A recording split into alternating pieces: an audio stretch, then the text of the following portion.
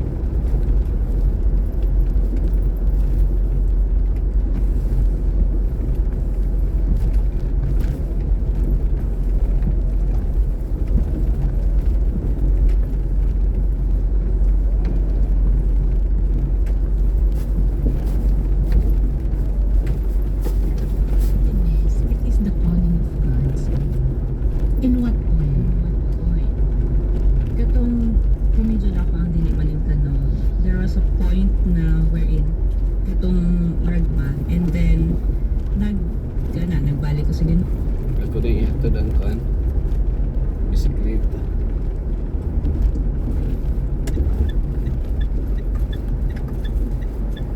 Bisikleta ni ko.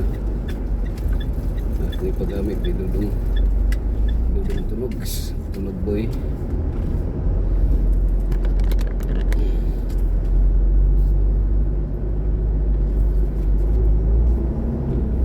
Ibig to biyatin dia mga rooftop ito sa gamay ng farm sa Biyatinda. Doon kay tuyo dito nga si Dudong tunog. Doon ay siya ay nagtiman dito na area. Yung po siya ka kuyan dito mga rooftop. Open lang ni mo ang Bible? Kuan siya, nagabasa dito sa Matthew. Pero wala pa ko naabot ato na time dito. Tapos nag-pray ka, naghila ka, nag-pray na imaginean ako. Tapos ikapuy ka. Yes, murag Lord bugat sud kaayo siya.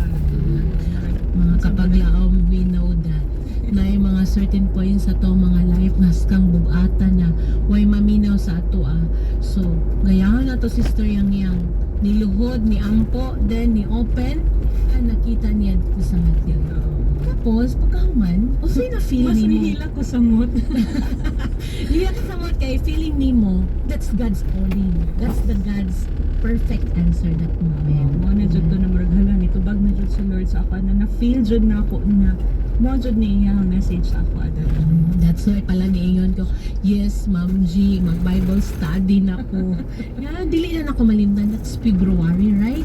From January to February na siya nga ang ato ang igsuon nga na siya problema nga one day ma-share na nato sa iya.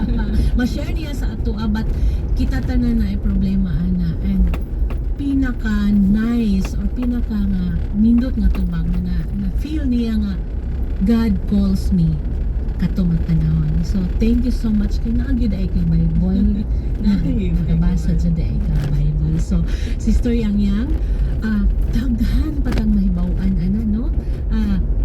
More on sa imong story makita nato because nag-meet ta dito sa trabahoan dito nato na share nato sa isa't isa ang wonder sa Ginoo nangutana ka sa ako paano mag-pray and then wala ta kay balo nga grabe ang plano sa Ginoo nga ingana gyud ay sige mag-start mo ingani so that naay isa kadako nga challenge sa imuha that will lead you to my door.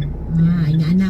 So ato nang madunggan pa mga kapaglaom sa pagbalik sa ato ang program. So this time maminaw usab kita sa usa ka kanta usa.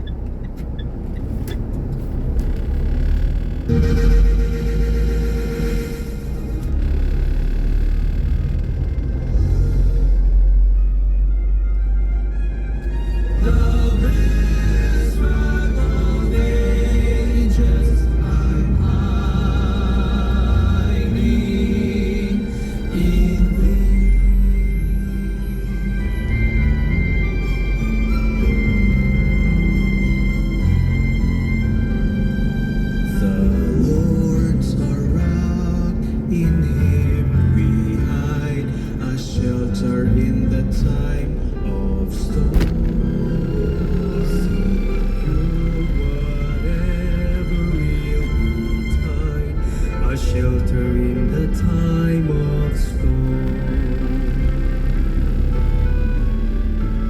The raging floods may round us sweet, a shelter in the time of storm. No fears, alarm, no fools of fright, a shelter in the time of storm. Mighty rock